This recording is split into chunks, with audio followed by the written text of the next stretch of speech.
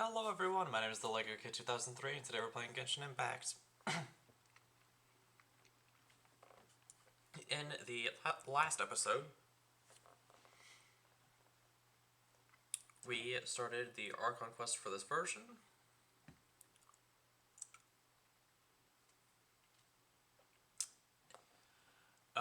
We found out that Columbina is just about running out of time before she vanishes for good. So we need to try to find a way to bring her back. And through a bunch of shenanigans, we ended up meeting Alice for the first time. And she gave us a slight explanation of what's going on, but we need to go to another member of the Hexen Circle, Nicole, to find out more, and that's more or less where we are now.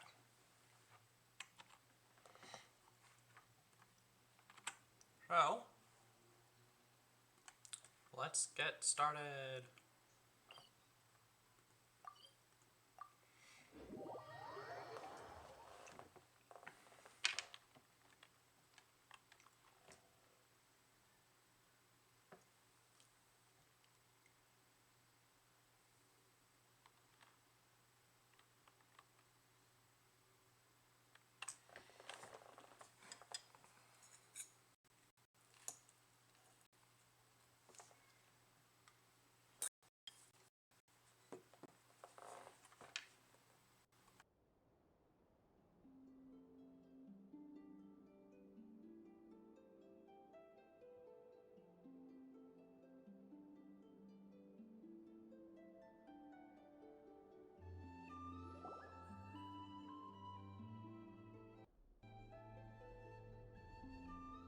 Where are they going? They mentioned a mage and a name? Pretty So, much, yeah. Mr. Varka, are you acquainted with this Nicole? Or should I call her Mage N? Not really. We've never met, though she has come up in conversation. From what I've gathered, Alice kinda took Nicole under her wing. Taught her how to speak in a more ladylike fashion, that kind of thing. Huh. Hard to imagine Alice as an etiquette coach. Don't let her hear yeah. that. Alice is a larger-than-life personality, I'll give you that. But then again, that's why she's able to draw such an eclectic mix of people into her inner circle. If I remember correctly, being an interesting person is actually one of her main entry requirements. So, if you ever wanted to join the Hexen Circle, I'm sure you'd both be eligible to apply. Hey! Don't go around making promises on Alice's behalf. I wouldn't dare. I'm just trying to paint a picture of the Hexen Circle for you. Okay, sure. Anyway, since none of us have ever met Nicole, how are we supposed to find her? We can't just go up to every woman in sight and ask, "Hey, are you Nicole?" Maybe something she's wearing will give it away? Like, a wind bloom pinned to her chest or something. Wait a minute. Alice never said Nicole was from Mondstadt. Oh, true. That's true. What about a tea? What about a tea set? I recall that each mage has their own special cup. That would be this young lady, then? Oh, sharp eye.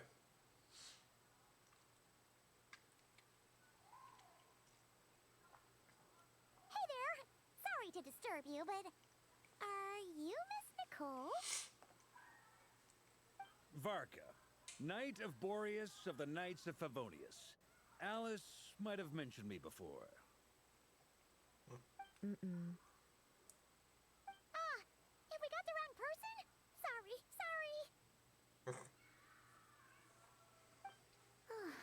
Well, this is awkward.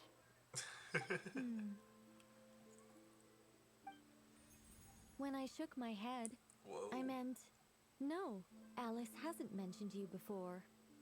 This is different. Huh? Where is this voice coming from? My apologies. For certain reasons, I am unable to speak. This is the only way I can communicate with you. It might take some getting used to, but I hope you can understand. So Hey, she uses it it's for fine. telepathy. I'm more shocked by the fact that Alice never speaks about me. I mean, As for you two, we have crossed paths twice before, but it is nonetheless a pleasure to finally meet you. In person. Nice to meet you too. It's really you! Thanks for all your guidance in the past! You're quite welcome. This time, things are different. We have reached the unwritten pages of the story. You might say that we stand at the crossroads of fate. Oh. Now then, allow me to formally introduce myself. My name is... Wait. No! Stop! Okay, there we go. No, it's fair. Alice! I can't believe it! I had a whole speech prepared. I'd agonized over every single word. She always picks the worst moments to ruin other people's plans. I'm so sorry about that. Alice took the liberty of devising some bespoke self-introduction magic for each member of the Hexen Circle. But I could have sworn I deleted all of the triggering conditions for it. How did it bypass everything? Oh gosh, this is so embarrassing. Alice This is gonna a have very us. different side of Nicole than what we're used to. Is she not used to face-to-face interactions? Possibly. Don't worry about it. We've seen that introduction magic once already, so it wasn't too much of a shock. Please We've go seen it a on, bunch Miss of times. Nicole. We'd love to hear what you have to say, or, well, communicate. Huh? Are they talking to this lady? But... Will you all promise to forget that horrendously embarrassing introduction? No promises. sorry, embarrassing. When?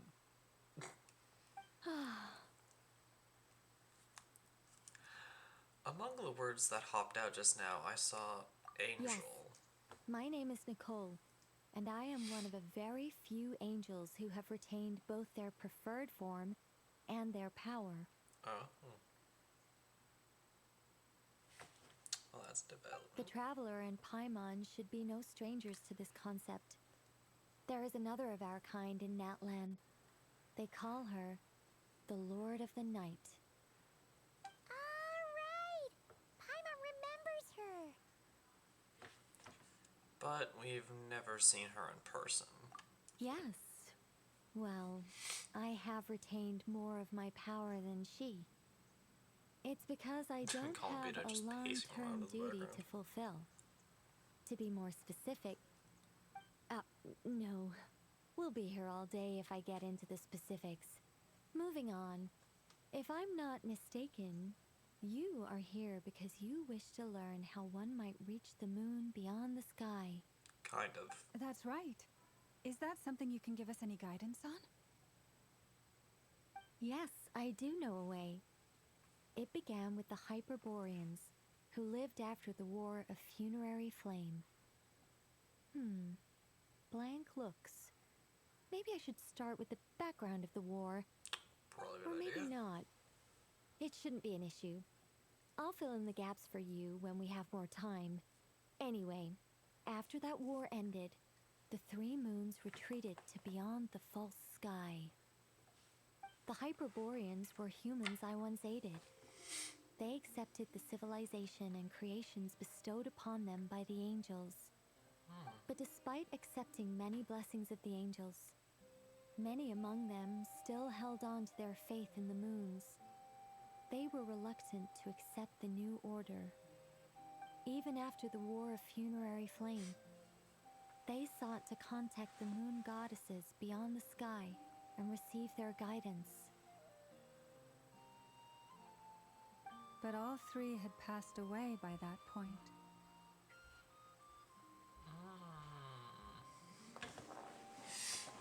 This mage has a unique method of communicating. Is she talking about the moons? Yes, but they did not know. And I so, think I briefly saw still Pyro they Vision. prayed for the moon goddess's mercy. After building titanic structures that consumed vast amounts of Kuvaki, at last they glimpsed the moons and heard their voices. But of course, they were gravely disappointed, for it was then that they realized the 3 moon goddesses were dead. Oh, that's such a sad story. It is. Humanity was in a very sorry state at that time. The angels who had once aided them were gone, and the war of funerary flames had left them homeless and destitute. Just a second, I gotta ask. How relevant is all this history to the task at hand? Well, I mean, it's... Okay, it seems we've drifted into irrelevant narrative waters. It's been a while since I've had the chance to speak inside someone's head. As soon as I got started, I lost control, and the words just flowed out like a waterfall. What I'm trying to say is... Right, yes, that's it. The relevant part is the ritual created by the Hyperboreans. The fact that they bypassed the false sky and saw the true moons implies that they successfully built a connection between Tivat and the outside world. Which means, with enough Kuvaki and a sufficiently stable connection, it should be feasible to send one person over the border. Okay, so they built some kind of portal? Oh, yes. A portal. Yes. Is something wrong? You sound disappointed. I just didn't expect you to summarize it so well. It turns out I could have said all that in one word, if only I'd managed to think of it. So she's very Please, long-winded. it's fine. This is invaluable knowledge. I'll be sure to record and preserve everything in writing. Oh, really? Well, in that case, I suppose I could backtrack and add some more detail. I did gloss over a few things so far. Whoa, whoa, whoa, time out. Let's summarize what we've got first. The Hyperboreans were the last ones to use this method, right? So we somehow need to find whatever structure they built and make sure there's enough Kuvaki to power it up. Luckily, we have the moon marrow of both the eternal and iridescent moons, so we're all good for Kuvaki.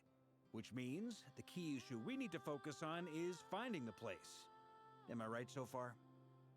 Yes. Although, I expect the structure is long gone by now. That said, what if we could take advantage of the phantoms to travel back to a time when it still existed? Well, travel back isn't quite accurate. It's more like we'd be creating a handshake between 2 points in space-time. We wouldn't even have to pick a time when it still existed. It could just be a time when it still appeared in phantom form via projection, or we could project our own phantoms, fold them together at...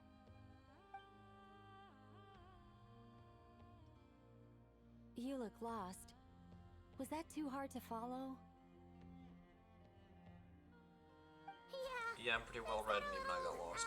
Technical there. Paimon's brain is reaching capacity. Alright, let me think about how to put this more simply. Okay, got it. Over the next few days, I'll search for phantoms that we can use. Once I find one that meets the criteria, I'll let you know and we'll regroup. By completing certain rituals, specific individuals will be able to enter the phantom and make it to the Hyperborean structure. If everything checks out, and it looks feasible, we'll just need to wait for Moon Prayer Night, and we can send the Moon Goddess back home. I'm really skimping on the detail here. Is this making any sense at all? I think so. For now, we'll just wait to hear from you. Yes. Basically, yes. Great. Counting on you. In the meantime, we'll focus on finding the moon goddess's name. My name? Are they Looking for a way to stop me from disappearing?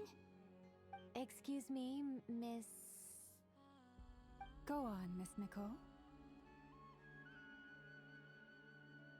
This conversation was a little all over the place. I didn't catch your name. I am Lauma, of the Frost Moon Scions. Ah, I did wonder. I noticed that you listened very intently when I spoke about Hyperborea and the moon's history. If you'd be interested, I'd love to visit you this evening and go through it again in greater detail. Also, if you were serious about making a record, it would be too risky to simply write down the raw details as is. I would suggest some tweaks. Maybe rewrite the stories as fairy tales or fables, perhaps even prayers. Anyway, we can cross that bridge when we come to it. So, see you later then? Oh, and no need to prepare anything. Just a cup of tea will do. Of course. See ya! See you, Nicole. She seems friendly. It's just...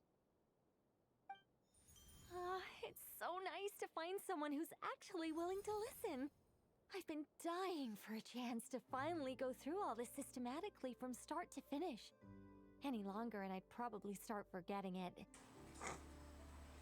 We can still hear you. Now Paimon gets why Alice told us to mind our heads. Yep. What did I tell you? A lot of quirky people in Alice's orbit. Now then, the next order of business is, where do we start looking for the moon goddess's name? Maybe the rest of what Nicole has to say might give us some clues. Once I've heard her out, I'll summarize the salient points and share them with you all. I'm also inclined to review our other documents. Yes, our faith was first established by our Hyperborean ancestors, but many of the more factually accurate records are from after Kuthar's birth.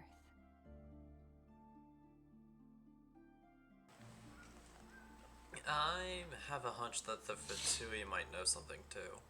Sounds like we're gonna follow Kalabina's journey through Devat, huh? In that case, we'll start by heading to the Frostmoon Enclave. Sounds like a plan.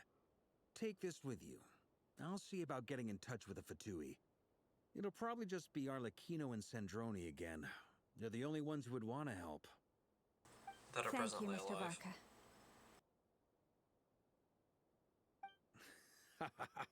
Don't mention it. Honestly, I'm more comfortable dealing with the Fatui than prying into the details of a young lady's childhood. Catch you later. I should follow them, just in case there's some way that I can help.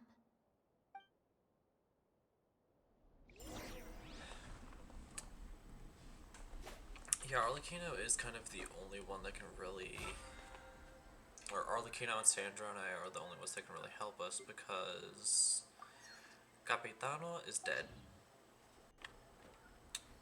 Signora is both hostile and dead.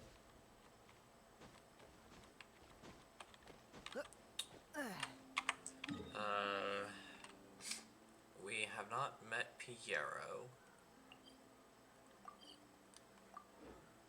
Or Pantalone.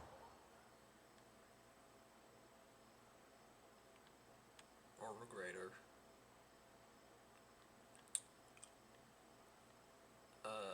Scaramouche is technically no longer a member of the Fatui. We don't know where Child is right now.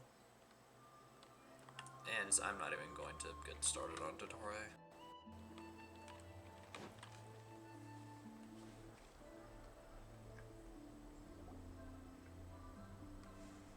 A while ago, I took the time to organize all documents in our possession that pertain to Kuthar.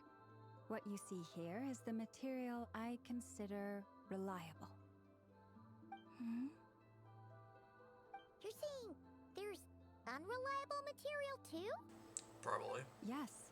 Most of the information we have was transmitted through an oral tradition. Inevitably, some of her stories were mythologized and deified over the years through countless retellings.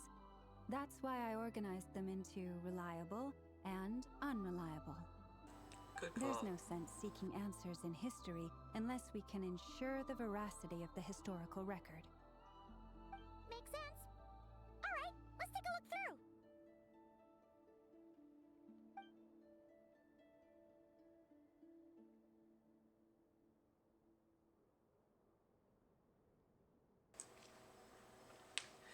Clear and concise would be one way to describe the writing style of these historical records, but you could just as easily describe them as terse and dry. Since nobody knows the material like the back of her hand, information in these texts is tough going. Almost all these records refer to Kutar instead of Columbina. Although neither of those is her real name. Paimon's not sure what point she's trying to make.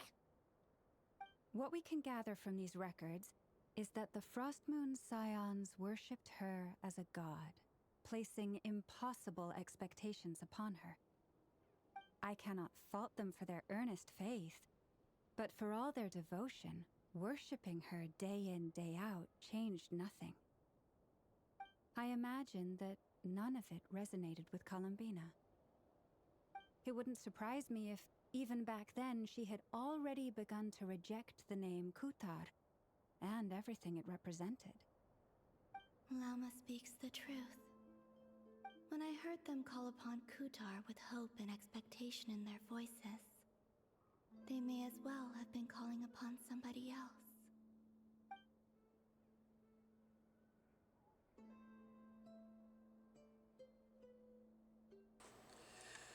When you were organizing these texts, what criteria did you Well, use? that's a bit complicated. I looked at the level of detail, perceived authenticity, prose style, and how realistic their portrayal of Kutar seemed to be. Amongst the Frostmoon Scions of today, only I know of her existence, and I alone have spoken to her face to face. As such, I know that there are certain things she simply would never do. That being said, I have sensed some changes in her lately. Changes? Me? Seems like this is getting us nowhere. For what it's worth, why don't we check the unreliable sources too? Sure. Yeah, might as well check all our bases.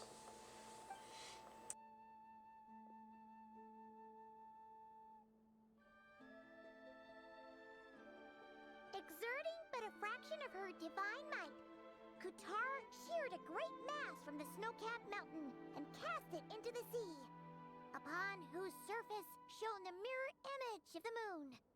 Thus was formed the island of Hisi. Yeah, right. That doesn't even begin to pass the sniff test. The three moons are not but lies through and through. Only one moon has ever shone for us, and Kutar is her name. The subjectivity is strong in this one. We've heard something like this before in Natlan. The vast majority of ancient texts are filled with fanciful tales like these. I trust you understand my criteria a little better now. Kutar did not speak, merely gazing into the distance in silence. And where her gaze landed, this was her prophecy. Clearly, whoever wrote this text never even met Kutar. Otherwise, they'd know that her eyes are always closed. What about you, Traveler? What are you reading? Seems like a collection of anecdotes. Come on, let Paimon see. The child wished to build a wooden nest with which to shield a fledgling bird from the cold.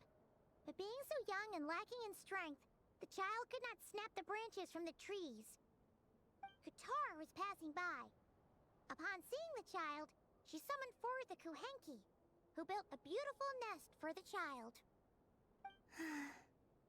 I remember that. Not knowing the meaning of Kutar's divine intervention, the child dared not to respond, and thus ran home to call their parents. But Kutar was gone. The Moon Chanter declared the event a miracle and took the nest as a relic, placing it on high for all to see. The child was named as one favored by the goddess, and was greatly respected amongst the people. Yet, no further miracles were bestowed, and this matter was forgotten in but a few years. Huh. Any thoughts after reading that? If it's true, it gives off a somewhat lonesome feeling. Yeah. Columbina probably just wanted to join the kid in making nests. Probably, yeah. Ah. I had originally considered this a fabrication, because Kuthar did not perform any similar actions in subsequent records. But now that I think about it, it does seem like something Columbina would do. It's just that... She didn't know how other people would interpret her actions. She was probably worried about making things difficult for people. So, she gradually stopped joining in. Yes. Oh, that's so sad.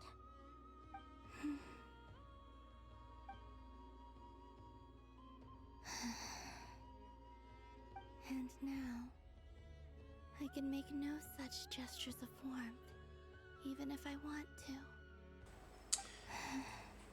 And we're doing all this so we can fix that problem. Still no name. Trying to That's a notch bit of a down. shame. But we did learn some interesting stories. That's gotta count for some. Oh, and Hazel's here. For some reason.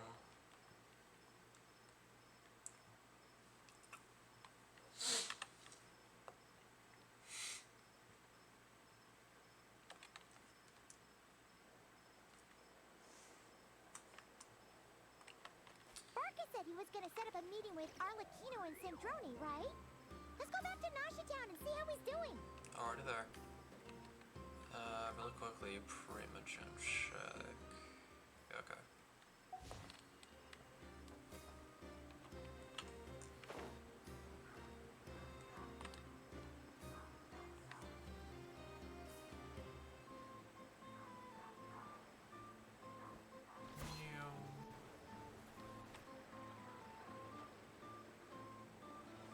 Let's see. There's Barca. Oh, and it's Durin and Albedo too. Yay. Talk about coincidences. We meet again. Yeah, this is pretty much the same place we bumped into each other last time. Just about. I convinced them to stick around a little longer. We were all waiting on people, so I figured having a little company would help pass the time. Ah, so you've been waiting for us? Does this mean that you've already arranged things with the Fatui? Sure does. Now you're back, we can go meet up with them together. How'd your investigation of the Frost Moon Enclave go? We got nothing. We didn't find out Columbina's true name. But apart from that, it went pretty well. We learned some stories from our early days. Aha, just as well that I didn't tag along then. I'm sure our moon goddess wouldn't want every man and his dog knowing all about her private life. Still, desperate times, desperate measures, I guess. Someone had to do it. Yeah. So, Barca was waiting on us, but what about you two? Are you waiting for Alice? Oh, no. We already met with her. Oh. We discussed that experiment I mentioned to you last time. Oh, and she also handed me this communication device. Oh, that thing again. This looks familiar. I'm sure I saw one of these back on the Golden Apple Archipelago. That's right. I understand she informed you about the relationship between the Phantom Phenomena and Tevat's border, yes? She wants me to help her with some more experiments on that front. She said that she'll contact me through this device with more information. Ah, I see. Following instructions and making observations. Pretty common research method. Takes me right back to Albedo's lab. Wait, then who exactly are you meeting? Someone you know. Albedo's met him too. But I don't think Miss Lauma or the Grand Master have been introduced. Introductions are overrated, especially in cases like this. It's you! Well, speaking of So, skirmish, it's not like the academia has prohibitions against going abroad. Also, I applied for leave. Oh, so I've been you got writing to promotion. Hat Guy since obtaining a human form. I've already brought him up to speed on everything that's been going on in Nodcry. Nice. Hat guy? He really hates being called Turns that. out, I actually have heard that name before. Oh? Then why did you react the same way I did? I only knew the name, not the fella. But since we're all here, let's do some introductions for what it's worth. Yeah. I'm Varka, Grand Master of the Knights of Favonius. Lauma, Moon Chanter of the Frost Moon Scions. And I'm a Driosh from the Vahumana Darshan of the Sumero Academia. Hat Guy. Good to see you again, Mr. Guy. I believe we last saw each other on the boat ride here. So they came to Nodcry together. Mind you, the only reason I came here is because there's someone I want to look into. Who's that? The Doctor, also known as Dottore, second of the Fatui Harbingers. Great. Just as I thought. He's here in Nodcry. From the tone of your voice, it sounds like there's bad blood between you. That's, I was an reviewing our understatement. archives and noticed that a lot of information about him was missing. Left a bad taste in my mouth. That's all there is to it. Alright. Dottore, or Zondique, as he was then known, once studied at the Academia, but he got kicked out before he could graduate. So the Harbinger's #2 man is a college dropout? How embarrassing for them. Last we heard, he was planning something. We actually heard that a few times before, even coming to Nodcry, but we haven't seen a trace of him since we got here. He only appears when something interests him. For all we know, he might have left already. But the fact he did something here at all is worth noting. It'll fill a couple extra lines in his file. Why does it sound less like a file you're writing and more like a criminal record? Anyway, They're probably similar. we were just about to meet 2 of the other Harbingers. Want to come along? You might learn a thing or two about him there. Sure. Even though they're harbingers, well, they're old acquaintances of ours, so, you know, when you talk to them, try to be... Polite. I got it. The Frost Moon Scions' relations with the Fatui remain tense. Forgive me if I do not attend. No, you're good. In that case, We understand. we'll continue assisting Miss Alice with her experiments. Good stuff. Everyone's having a fruitful time. All right, we better get going. I'll lead the way. Nice.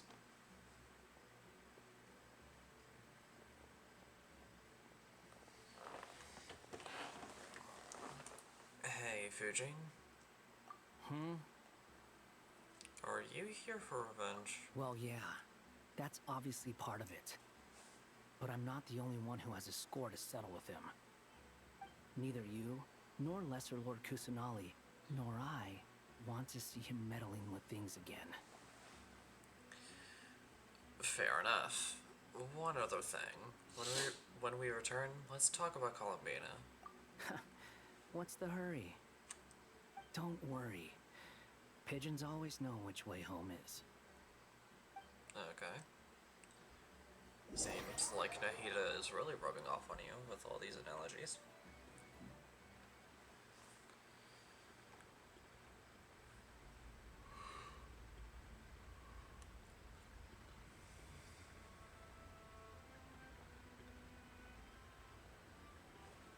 Alright, so group's gone off in 2.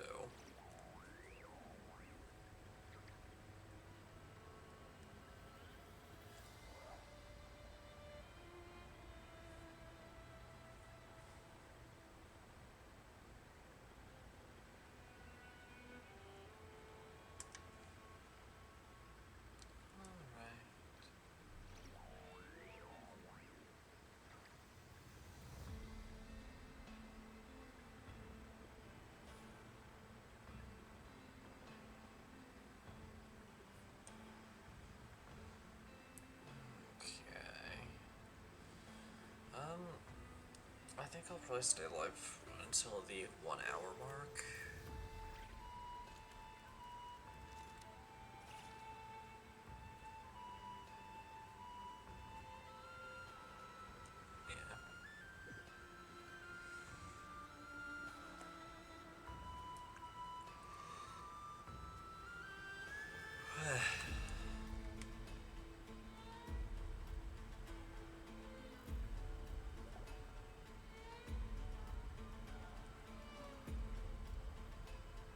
You made it. Who is this? A scholar from Sumeru. They call him Hat Guy. He's an old friend of the Travelers. Wait, this is the academia representative you wrote about? He doesn't exactly look the part. I believe this will prove my identity. You'll notice it bears the seal of the Sanctuary of Surasthana. Well, what do you know? So it does. All right then. My mistake. It's fine. I expected as much. What? So as I mentioned in my letter, the Academia's got its eyes on Dottore. But this matter remains top secret. Apart from those assisting in the investigation, the fewer people who know, the better. If anyone asks, I'm here in Nodcry to pursue my personal academic interests. Gotta say, Barca, you did pretty well to keep all this under wraps for so long. Sounds like you got in touch with the Academia about this way back. You flatter me.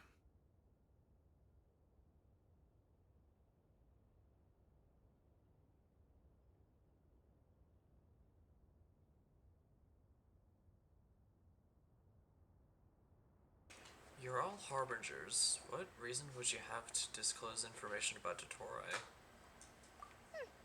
Where do I even start? Remember that time we fought Rerir at Star Sand Shoal? He sure let me have it then, didn't he? I'll bet Dottore had that all sketched out, with me as his convenient little pawn. He could not care less about us if he tried, but hey! The feeling's mutual. Does Dottore really strike you as the sort who values his relationships with his colleagues? Not really. Fair point. Definitely not. Which is why I always keep my guard up whenever he starts making suspicious moves. To that extent, our motivations align. On top of which, I consider you trustworthy people. Now, back on topic. In the wake of the Reikir of Solnari episode, Sandrone and I grew suspicious about Dottore's complete inaction during the entire affair. So we tried to find out what he'd been up to, but unfortunately to no avail. He never lets anyone in on his plans. The more he cares about something, the more secretive he gets. Indeed. Perhaps he believes that by keeping a low profile, he can avoid trouble. But that trick isn't going to work on his colleagues. Yeah, I mean, he's been researching the ancient moon's remnants. And he's been trying to get his paws on the moon marrows. Only an idiot would believe he doesn't have something more planned.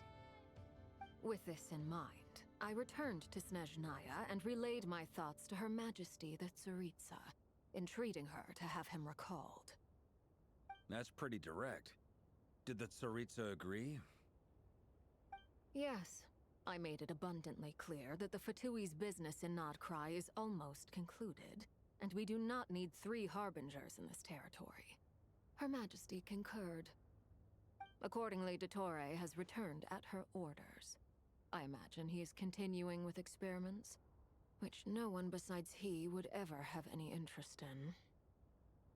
Common sense might mean nothing to him, but he's not stupid. He knows that no good can come from opposing the Tsaritsa. Smarts alone won't get him all the way. He needs the Rooster's resources and Regrator's Mora, both of which the Tsaritsa can strip from him by waggling a finger. But doesn't he have a track record of publicly following orders while going against them in private? He probably has it down to a fine art by now. Wouldn't put it past him. We worked together on a research project once. Only briefly, but it was enough to show me that we're fundamentally different people. He has no interest in doing things methodically, stage by stage. His thoughts jump all over the place, and the moment his curiosity is satisfied, or he gets the results he wants, he disappears. The only similarity we share is that, once we set our minds on doing something, we will see it done, whatever it takes. Oh, we definitely saw some of that in your battle with Rerir. You got so competitive. Ugh, do not remind me. Then I believe we all concur. Dottore will not simply give up. Fantastic. Now this is turning into a whole day of unpleasant memories. Ugh. Are you talking about the moon marrow stuff? He also strikes me as the kind of person to disregard experimental regulations, ruin all the equipment, and go way over budget. Then leave the first person he can find to deal with the fallout. Exactly. This one time, he was running some high-temperature experiment and the substance exploded. But does he care? No. He orders his subordinates to open the device so he can observe the results, which causes the gas inside to leak out. That gas was poisonous. If I hadn't been there, who knows how many people might have died. And after all that, he left while I was still cleaning up after his mess. What a waste of time, he said. Waste of time? The nerve! He wasted my time! You've been bottling that up for a while, huh? Hat guy, I must say, you seem awfully familiar with internal Fatui affairs. Especially when it comes to Dottore. Thank you, Lady Harbingers, for providing such valuable information. I have no other questions for now, so I'll be on my way. Wait, what? You're just gonna leave? You're welcome to join if you want. Ugh. Just when Paimon thought he'd finally mellowed out. He makes quite the impression. I'll say. I've met tons of headstrong people, but not many of them would join me in bad-mouthing Dottore. Anyway, back to the main agenda. Barca, you said that Columbina has gone missing? Or rather, disappeared. Yeah. We're working on building a connection between her and this world. The simplest method is to find out her real name. I've actually asked her that question before, but she said she didn't know. Considering our relationship, I doubt she was lying to me. As far as I recall, she was never dispatched by Her Majesty to claim a gnosis or anything like that. The Tsaritsa's plans had long contained a place specifically for her. I always thought that was weird. What could she do that the rest of us couldn't? Knowing what we do now, it's probably something related to Kavaki, right? More than likely. When she first arrived, Columbina would often go to Her Majesty and ask when she could start the task assigned to her. But Her Majesty always gave the same reply. The time has not yet come. So she spent her days in Snezhnaya doing basically nothing. The Tsaritsa has summoned a beautiful blind maiden to be a harbinger, giving her the third seat by virtue only of her enchanting voice. It was a dumb and stupid rumor, but the reality of the situation made it hard to refute. And what happened after that? I imagine she stopped caring. She no longer seemed to care why she had been recruited, and Her Majesty never gave her any missions, so she just continued to sing in the flower garden. For my part, I was busy. So busy, in fact, that watching someone be that idle had me fuming. But still, I got the sense that she had long been used to a life of other people claiming she was needed when she wasn't. I just felt that having a place to stay would cost me something eventually. And so I waited quietly for the day that I would have to pay the price. And on the other end of that spectrum, you had me. Someone once told me that I had the lousiest work and the toughest luck. That's a good way of putting it. I forget who said it, but those words have always stuck with me.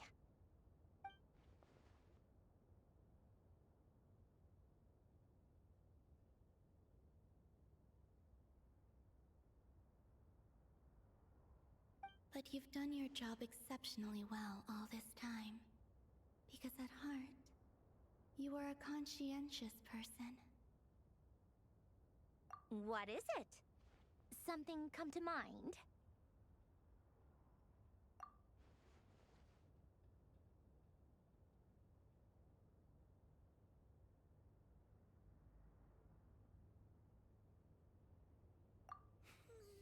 That makes sense. Nothing screams you are needed like your name shouted from across the town. Well, good luck with it. But if you ask me, Colambina is still the most shoutable name. I'm just so used to it now. After all the arguments we've had, I can't be bothered trying to remember another name for her. Nor I. Sandrone. Harlequino.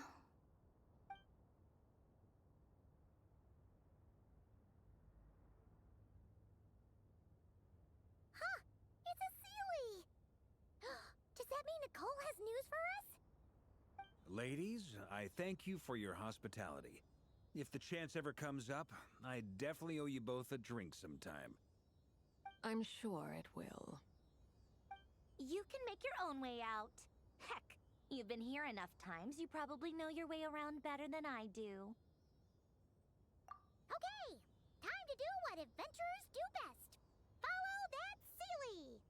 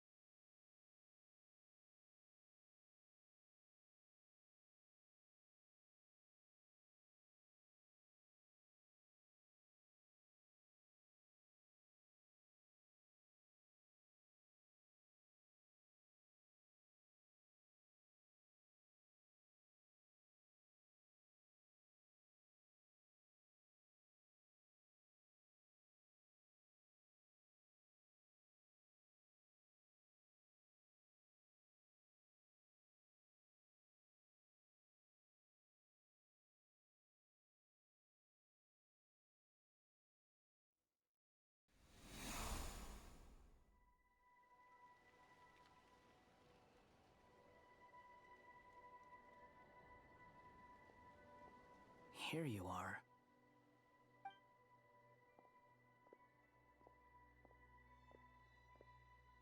Oh, that guy. How come you're back so soon? Did things go all right with the Fatui? Fine. Totori's been summoned home by the Tsaritsa. Couldn't get much more than that. How about you? Any progress with the investigation? Unfortunately not. We've tried everything. Different phantoms, different locations, different points in history.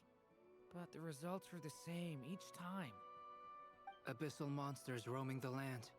People crying out in despair, with no hope of being rescued. Every time I see it, I can't help but think, is this what it was like in Mondstadt when Dragonspine Durin attacked? And if I fail in the task I've been given, will I create yet another tragedy?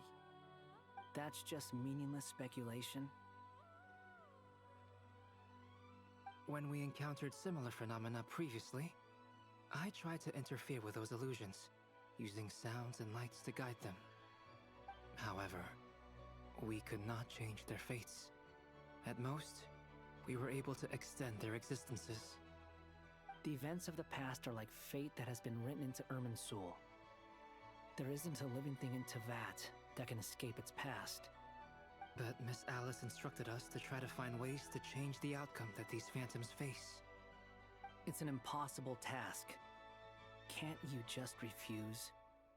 Since she asked us to do this, I feel like it can't truly be impossible. Or if it is, well, mages can make the impossible possible. I could not have been born as Durin otherwise. But you also said that your past 39 attempts were fruitless. That's true. But you're still going. Yes. After this many futile attempts, surely you realize that you're not doing this because you still believe what some mage told you.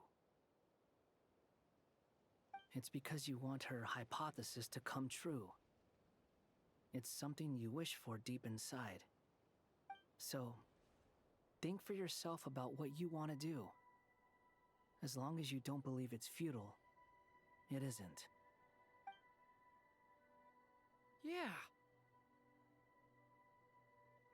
Previous experience indicates that we cannot touch the phantoms, which limits the effectiveness of our interventions.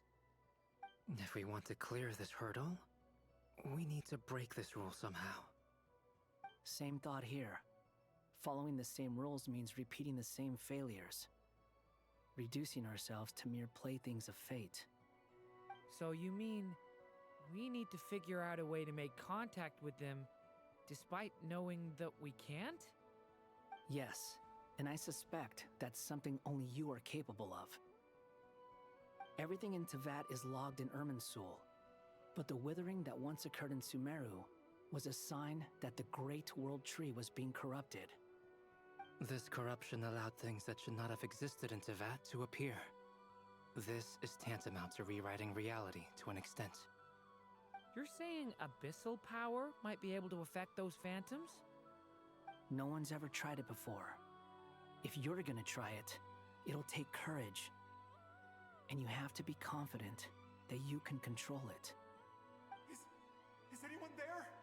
Has anyone seen my daughter? She's missing. I have to find her. I hear someone inside. Spargana? Are you in there? Ah!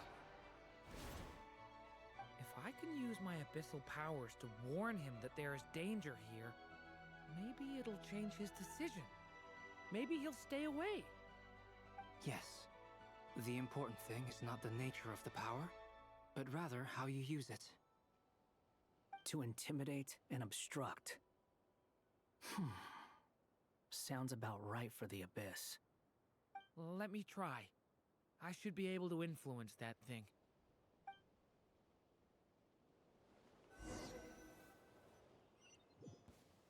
Have you seen a little girl? What? This isn't the time for that! Just run!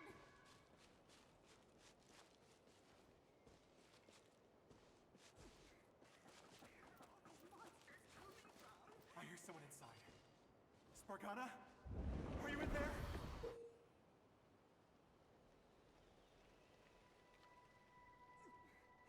Where are all these monsters coming from?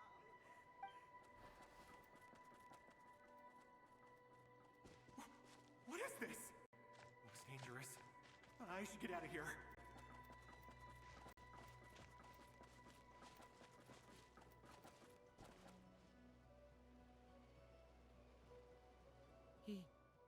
He really left.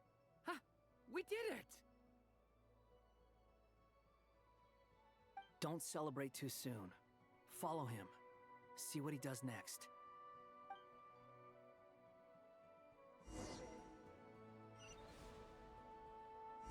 Monsters approaching from the front.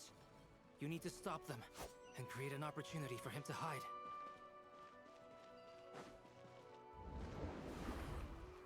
No!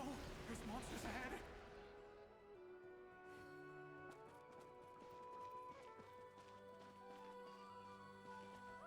Wait, is that the barrier I saw earlier? Why is it appearing now? It's as if someone's controlling it.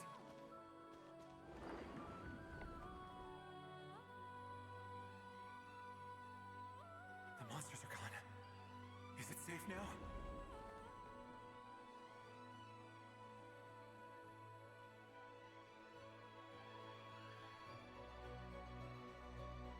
The barrier's gone too. How odd.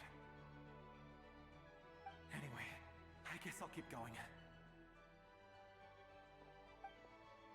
Quickly, let's keep up.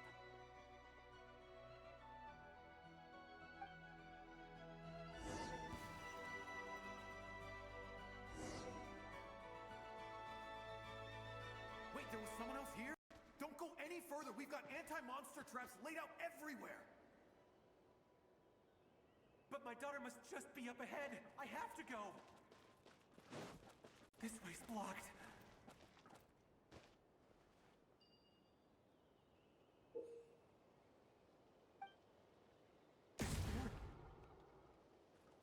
Ah!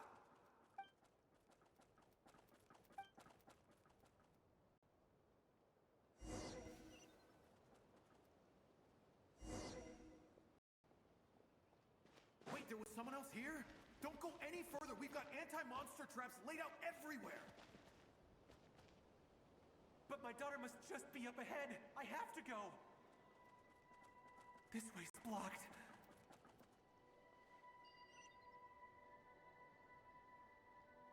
We might be able to use the explosives over there, but we need to take care not to hurt him.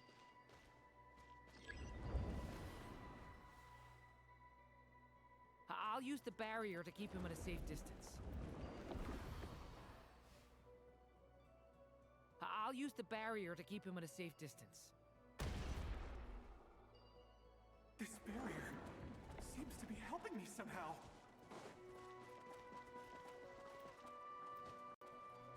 Hey, hey, wake up! Oh, no good. Gotta keep moving ahead.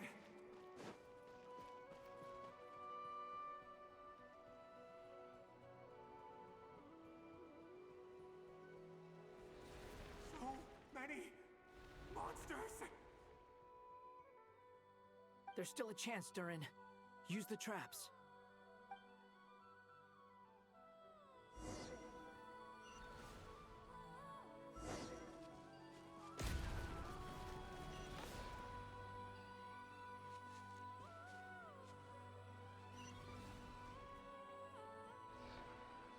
Help me!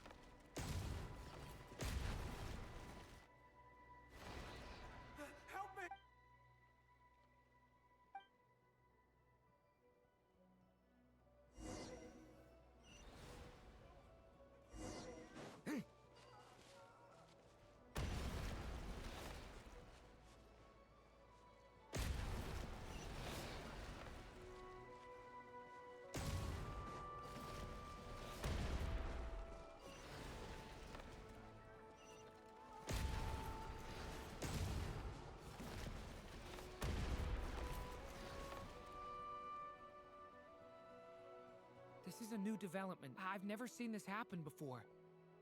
We might just be able to save this person.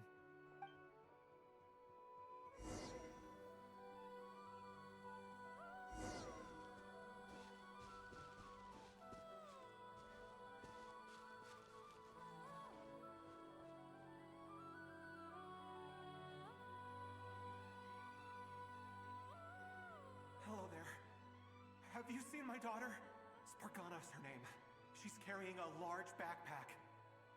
Get out while you still can, you fool. You won't find any survivors here. But I can't just leave her here. She must be so scared right now. Sorry. Wish I could help, but I haven't seen her. You'll just have to keep looking. Okay, thank you. If I do find her, I'll get her to shelter and come back for you. Don't bother. I've got nowhere left to go. What's that noise? Monster! No, if he goes inside, he'll be walking into a trap. Let's try this once more. This time, we have to stop him.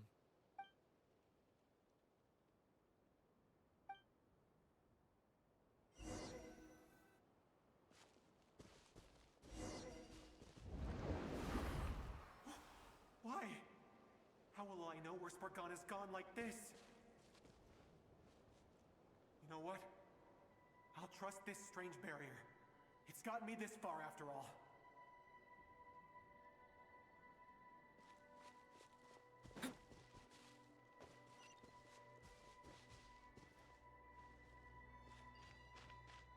What? Spargana, are you there?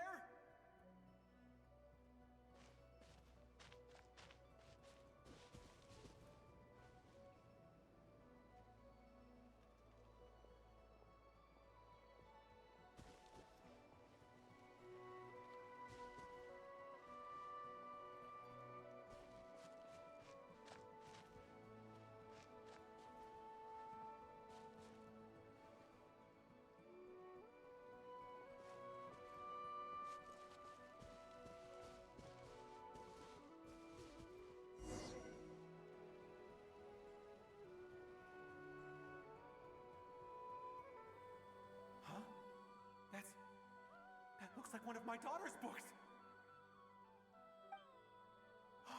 Thank you.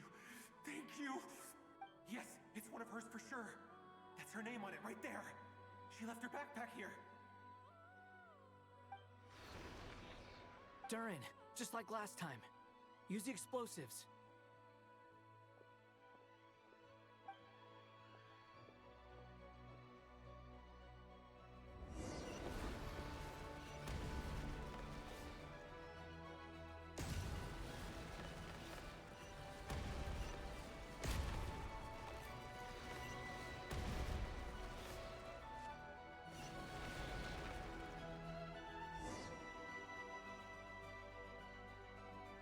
It won't work.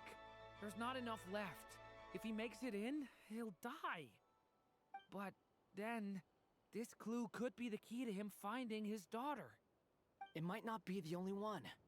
Better he misses that clue than loses his life. I guess so.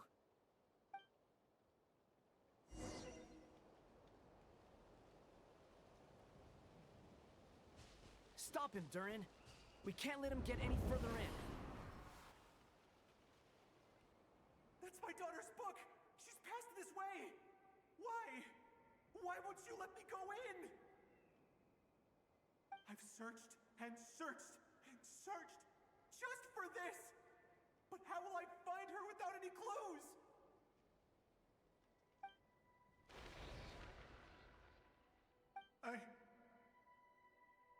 I no longer have anywhere else to go.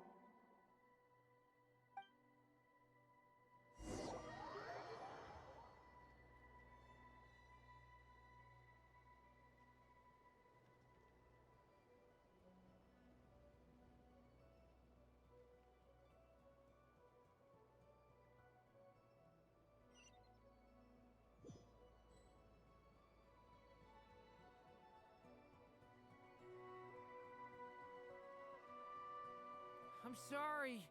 I'm so sorry. He refuses to go anywhere else. Whether he opens this door or not, all that awaits him now is death. We couldn't change his fate.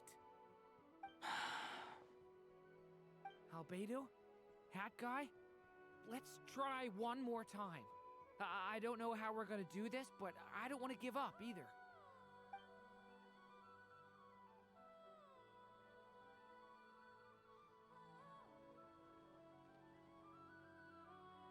Why am I here? What's going on? All these scenes running through my head. Where are they from? Huh? What's going on? His reactions have changed. How many times have I... What's happening to me? Huh? Wait. Who are you? You can see us now? I feel like I always could, but that I only just realized you were there. I'm sorry, I don't know how to describe what I'm feeling. But you were the ones guiding me using that marked barrier, right? I haven't done anything yet, but those monsters, those deaths, they feel like memories. Like things I really did experience. I won't find my daughter. In fact, I'll ultimately die trying to find her. Isn't that right? Well, no, it isn't. Yes, it is. Even so, we're trying to find a way out of this. You've not seen my daughter either, have you? It seems she really isn't here.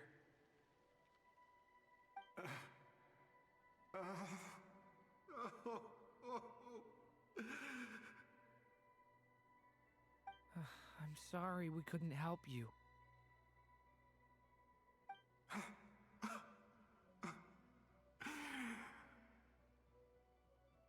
I'm just tired. Maybe this is destiny. Maybe it doesn't matter how hard I search. How long do I have left? Experience says 15 to 20 minutes.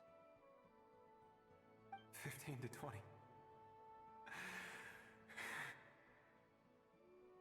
Thank you for all your help. Let's rest a while. You look exhausted too.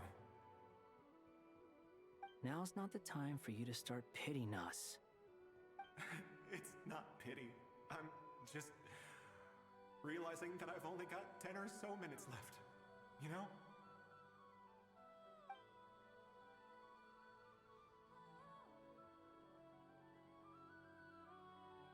You say you're from Mondstadt, yes? A place with windmills, where people enjoy limitless freedom? And you're from Sumeru, where they've built an academy into a giant tree? Yes. It seems you've never heard of either place. Those names are unknown to me, I'm afraid. Yes. Have you heard of Hyperborea?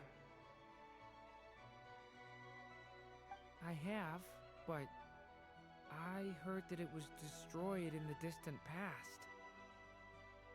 I see. That was where my ancestors once lived. What about Delphi Pytho? Was it later rebuilt? I've never heard that name. Then what about Sal Vindagnir? I have seen that name on stone tablets on Dragonspine. But I'm afraid the only things left of that place are its ruins. I see. Sure enough, there was no way to turn this around, huh? I'm sorry. I was the one who asked to chat, but it seems like we're too many ages apart. There's barely any common ground to start from. It's all right. We did hear something new, at least. From how you speak of your lives, things must be going all right for you, I guess. They are. Mondstadt is a place of freedom and happiness. There's a lot of good people in the church and the Knights of Favonius. And even outsiders find that it's an easy place to feel at home. We have festivals a few times a year. Everyone gets together to drink, sing, and be merry. Sumeru is a lot more uptight. Not really the kind of place where you can relax. It's a nation fraught with problems wherever you look. But if all you want in life is to seek knowledge, I guess it's pretty much paradise. That's wonderful. In other words, after this all-devouring black tide passed, humanity did not merely avoid extinction, but rose to build prosperous civilizations anew. I mean, I can see you all right now. That must mean the future isn't a total mess, right? That's true. Well, time's almost up. Let's part ways, I think. Might be best if you don't waste too much time on me. The chances are slim, I know, but I'd like to spend these last few minutes looking for Spargana. If things work out, I'd love to tell her about what I've heard. May we meet again. Well, or not, most probably. In that case, may your wishes come true.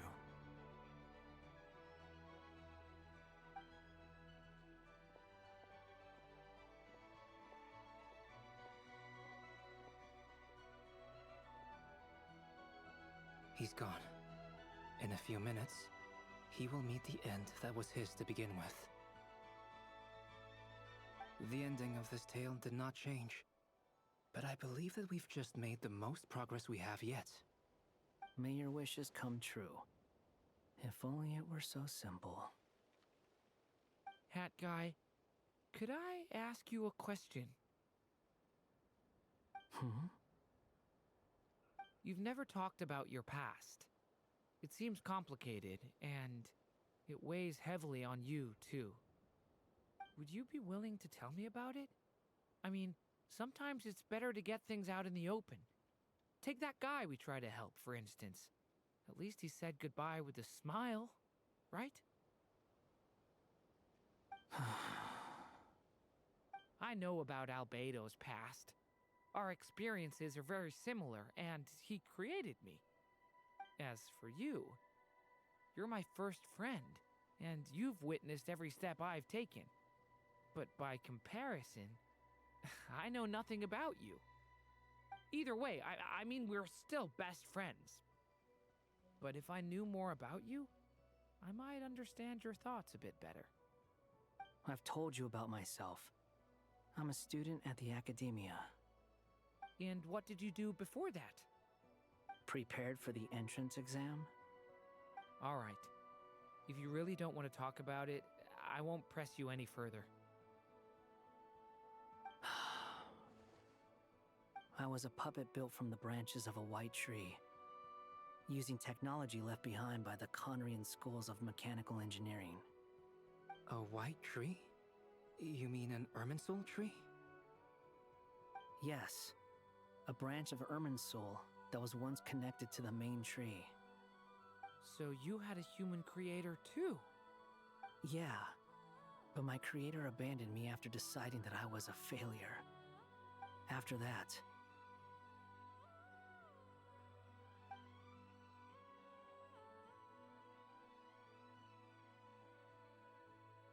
Durin, resisting the influence of the Abyss, suppressing the urge to destroy, trying to do the right thing.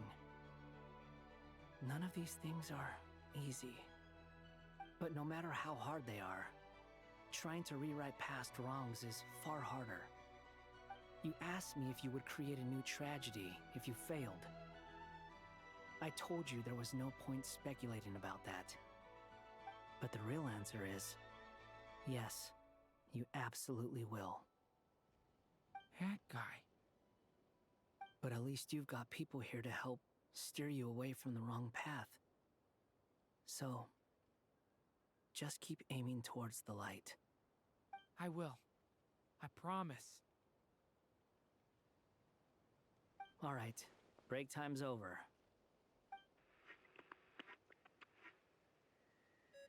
Hello?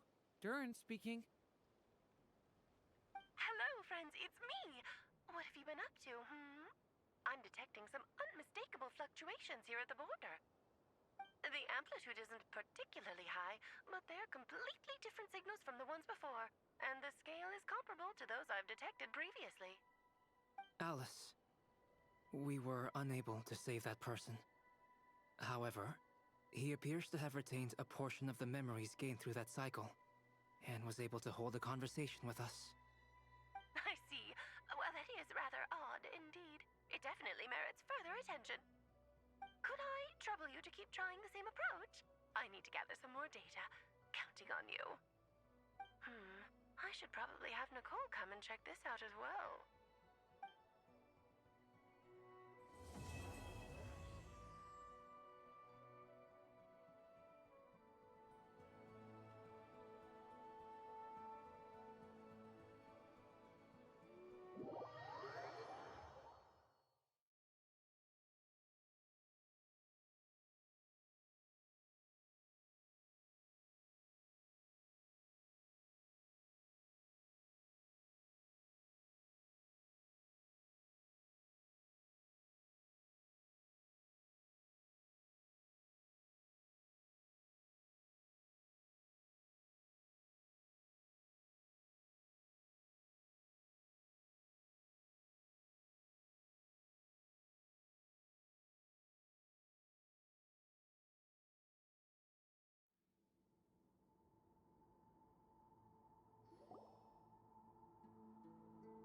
There you are. I was worried you might stop to collect treasure chests opened by the Seelie along the way. It would have taken you so much longer to get here. Another conversation I cannot hear. I am delighted to see that you understand what takes priority, and that your adventurer's instinct has not swayed your resolve. Really, I must applaud you for it. You should know. Paimon's head. Okay, I'll try and keep it short. My senses are telling me that this is where we shall find the entrance to the ruins. Oh, cool! Well, what are we waiting for? Let's open it up and see! Someone tells me it's not going to be as easy as saying open sesame. This was a sanctuary of great importance to the Hyperboreans. A special process is required to open the gate. Oh! Like the place that housed the Eternal Moon's Marrow? Seems like the ancients were very fond of making tricky gate puzzles. Okay, so what's the plan? Need us to do anything? And just the short version, if you can. Alright then. I was planning to start with some background on the invention of these techniques. Are you sure you don't want to hear it? It's quite informative. Remember what you were saying about priorities? Fine. Simply put, we need 3 human representatives to successfully undergo a process of Kuvaki resonance. Think of it as a test from the 3 moon goddesses to see if the entrants are qualified, with the most recognizable qualification being Kuvaki. Pretty sure Lauma would ace that test. Oh, wait. But we need 3 people. I also have no doubt that the Moon Chanter would be qualified, but we would need 2 other people with the same constitution. Therefore, the most feasible method is not so much to follow the rules, but to figure out how the test functions and find a workaround. I've done some research, and it turns out the mechanism is rather crude. We'll simply need humans to stand before it who have sufficient Kuvaki energy within them. I'm with you so far. How do we get the Kuvaki in them? The easiest way would be transfusion. Take some Kuvaki from Nodkrai's soil, put it into the bloodstream, and get it circulating in the body. So we're going to cheat on the test? Precisely. There are other methods, but this is the simplest one. Cheating the system is much easier than trying to hide from it. Huh? Sorry?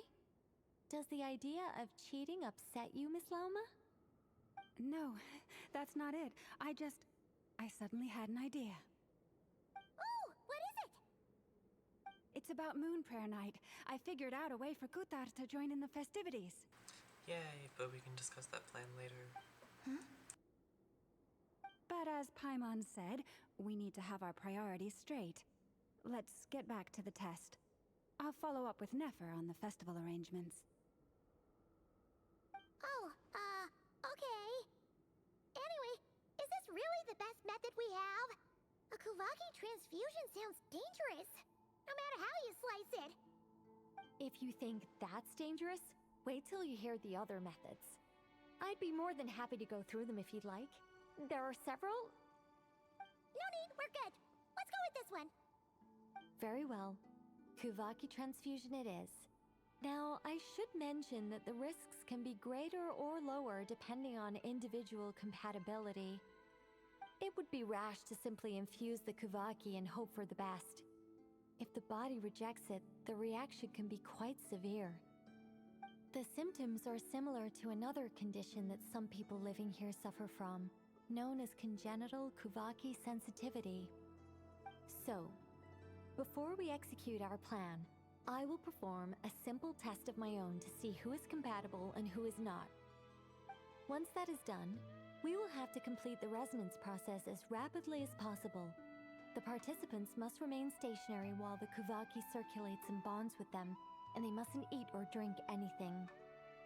What? No eating or drinking? So, Paimon said, That's some hardcore fasting. They'll all be monks by the time they're through. how long will they have to keep that up? 3 days. Whoa.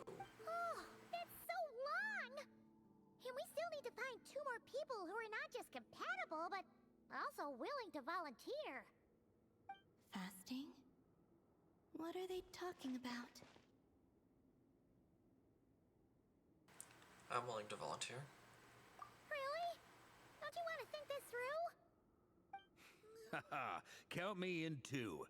3 days without food? I can handle that.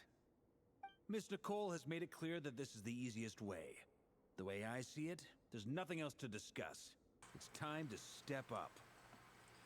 Compared to having Columbina disappear completely, fasting for a few days is nothing. Yeah, you're right.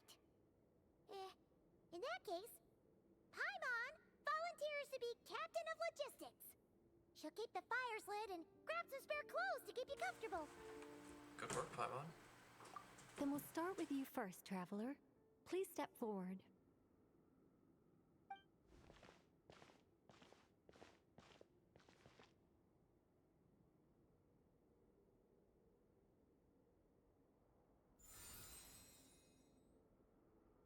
How's it going? Do you feel anything? No. No. How about now? Nope, still good.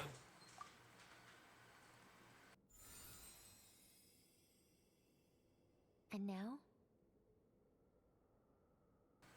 Still nothing.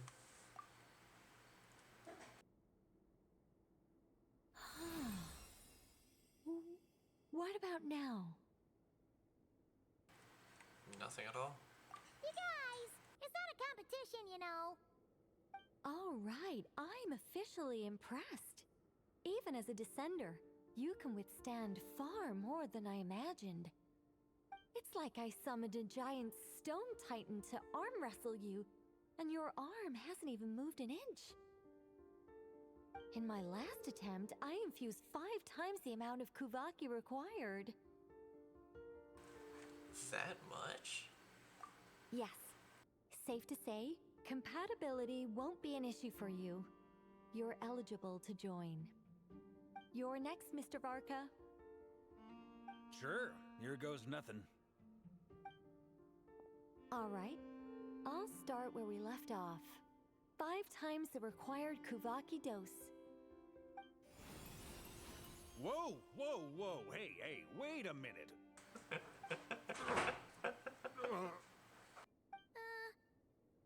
it going? Ooh, no, not great.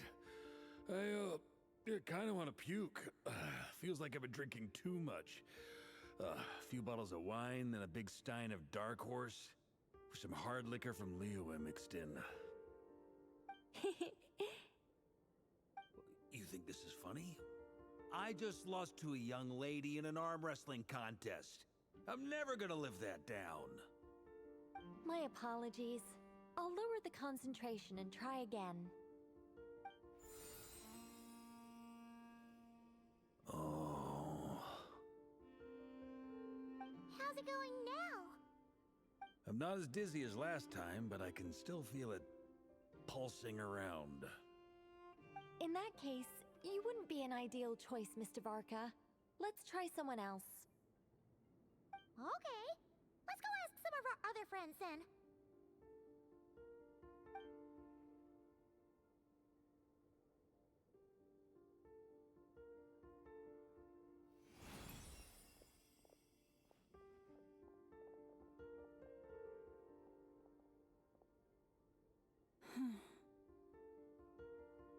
No surprises here, Miss Moonchanter. You're perfectly compatible. You may join.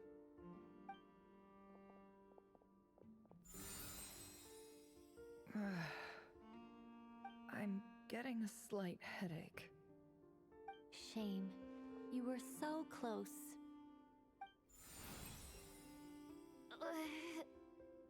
Whoa! I'm itching all over!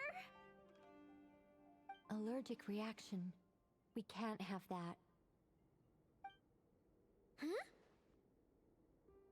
Well, are you gonna start a what? The Hexenzirkel is an organization that cares for and protects children. We will not have them do dangerous things. Not even tests.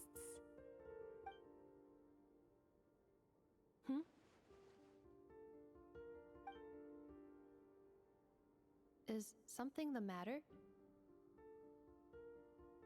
The candidates have to be human. I guess that rules me out too. Huh. Everyone except the Moonchanter got beaten. Guess I don't need to feel so bad after all.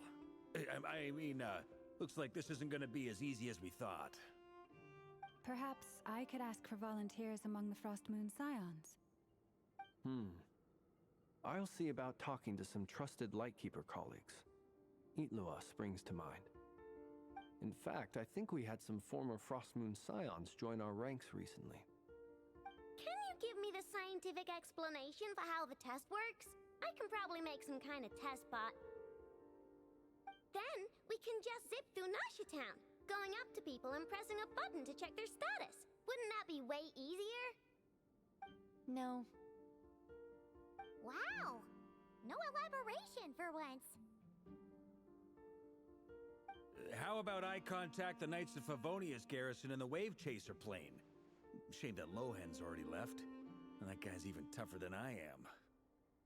Strange. The moon goddess is clearly revered by many people. So why is she on the brink of disappearing?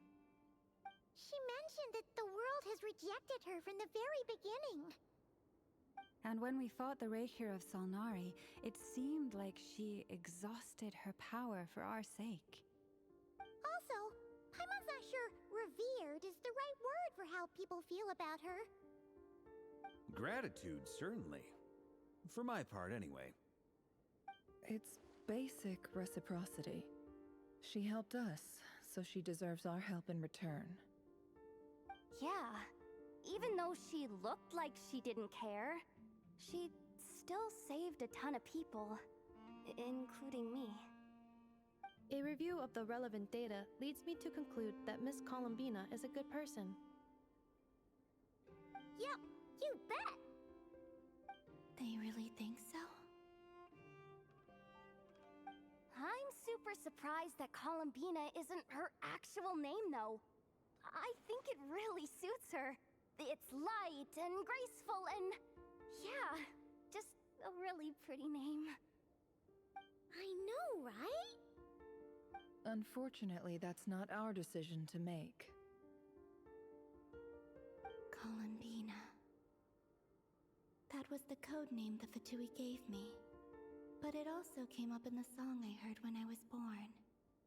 But is that really all there is to it? What do I truly think of my own name? Is there anyone left who will still call me by that name?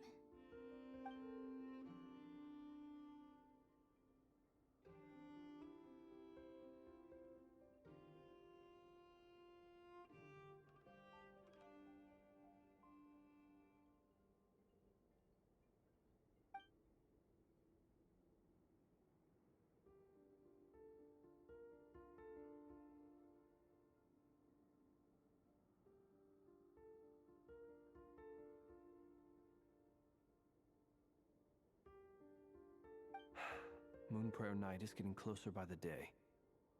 We're running out of time. We need to look for other candidates. Then allow me to try. Huh? What are you doing here? You contacted your friends via the Adventurers Guild.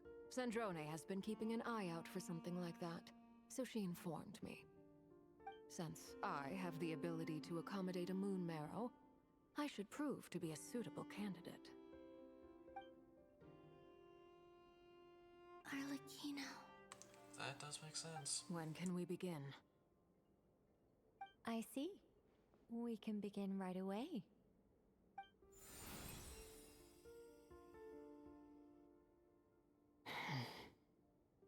How was it? Did you feel any discomfort? Not at all.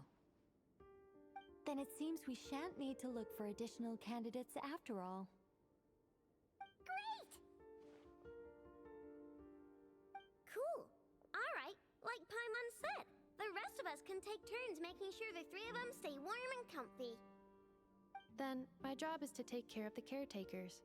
I will ensure everyone receives food and accommodation.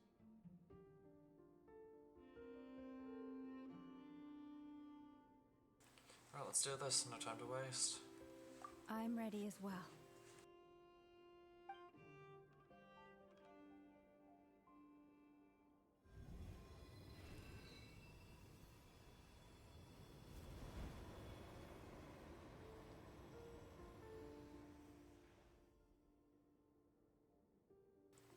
Alright, sorry, so, silent for a large chunk of it. My dad had to take a call. Of course I can't speak. I can't speak, while he's on call for work stuff. So, kinda had to stay silent. So, my apologies for that. But now I can talk again, we're good. We're fine.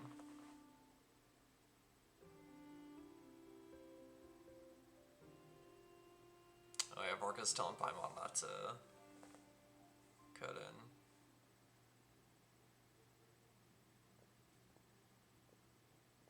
The work is done. The sacred scroll shut. The stars grow dim, the people silent. The white sun sets, the silver moon rises. O path to the temple, appear now before us. Did she make that up, or did she find that somewhere? Wow! Oh dang. It really opened! So it did. So that's what all this is about. They've been trying to open this gate. Come, let us enter. Wait. It might be best to eat something first. Take care to chew properly and swallow slowly. It will give your body time to readjust to the digestion process. They will head in soon. They will need to enter this gate.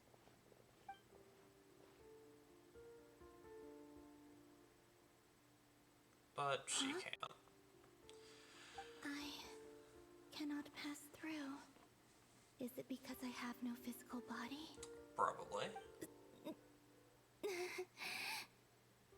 It has been 3 days. My strength has all but completely faded. Uh-oh. Can I really hold on until Moon Prayer Night?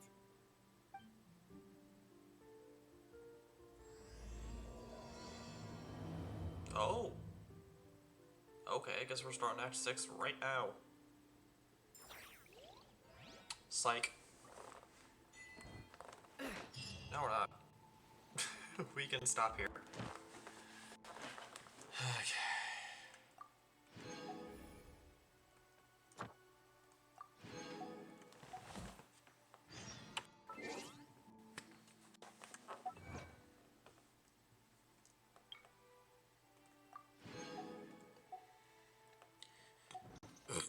Excuse me.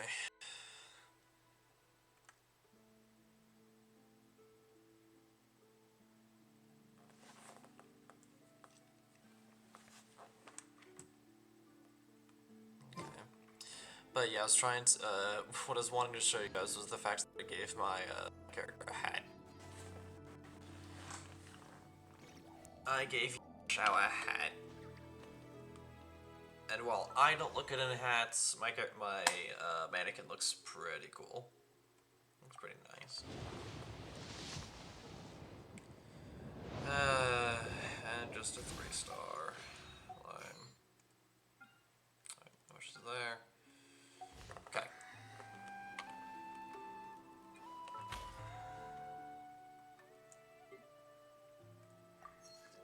Commission rewards. Okay. Hi.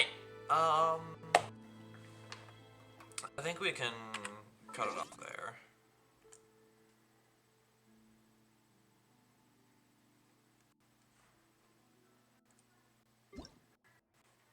Hold on.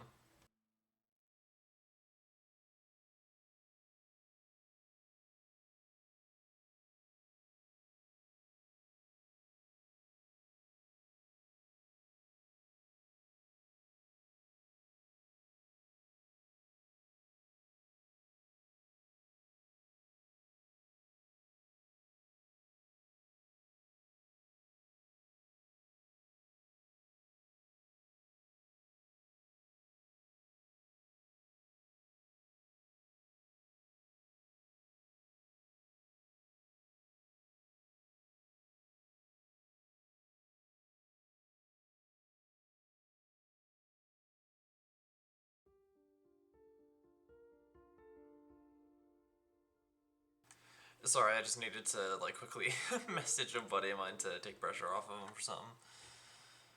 Cause we've been trying to organize like us playing repo together off stream.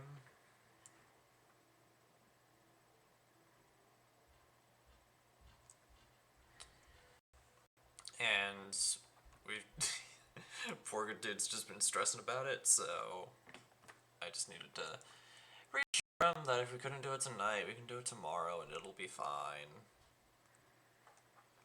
So, if you guys enjoyed this stream and you're on the YouTube side of things, then please be sure to comment, like, subscribe, and as always, stay awesome. And if you're one of the lovely people who decided to take time during your day, afternoon, or evening to come watch this stream live as it is happening, or you're here for the 2 weeks that it's on Twitch before I transferred over, then please be sure to drop a follow, maybe even a subscription if you haven't done so already. Small reminder that those with Twitch Prime are able to get a free 1 month subscription to a streamer of their choosing. So if you haven't used that with someone else, I encourage you to use that here. And as always, long live the rebellion.